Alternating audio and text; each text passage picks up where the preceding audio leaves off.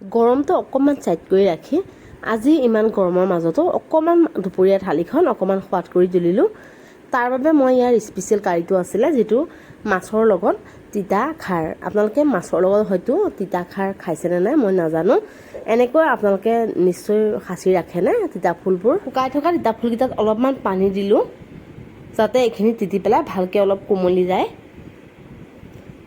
ইয়াত মই মছলা বিশেষ একো ব্যৱহাৰ কৰা নাছিলোঁ।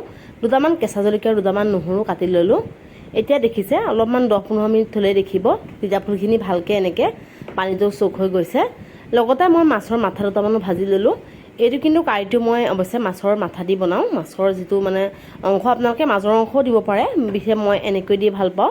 আপোনালোকে আজি নিশ্চয় যিসকল তিতা খাই ভাল পায় এই ৰেচিপিটো ভালকৈ চাব।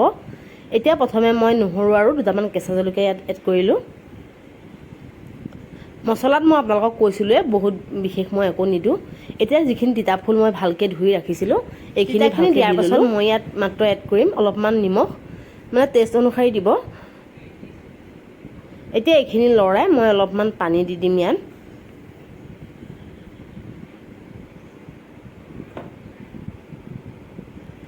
পানীখিনি দি মই অকণমান দেখিছে আপোনালোকে মানে চাহ খোৱা চামুচে প্ৰায় 1 চামুচমান আপোনালোকে খোৱা চৌদা দি দিব।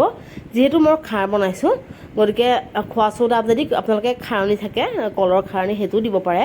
এতিয়া দিয়াৰ পাছত ভালকৈ যেতিয়া তিতাখিনি সিজি যায় এতিয়া মই মাছৰ মাথাকেইটা ইয়াত দি ভালকৈ অকণ সিজিবলৈ মই দিলোঁ।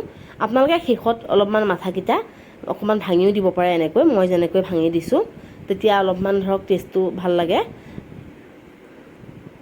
তিতা ফুলৰ লগত এই মাছৰ মাথাৰ খাৰকণ একেবাৰে বহুত প্ৰিয়।